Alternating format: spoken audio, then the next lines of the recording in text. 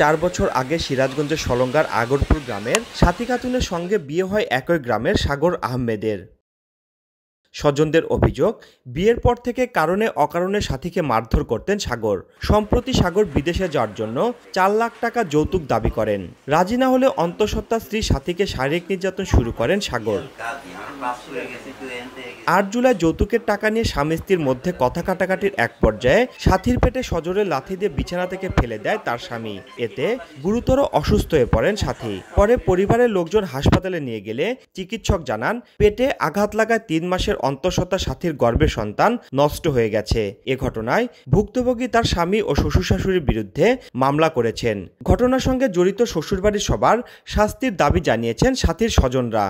নির্যাতন করার কারণে এই যে আলতা করে ব্লাড আসতেছে, ওখানে বাচ্চাটা মারা গেছে। গর্ভে একটা বাচ্চা ছিল 3 মাসের।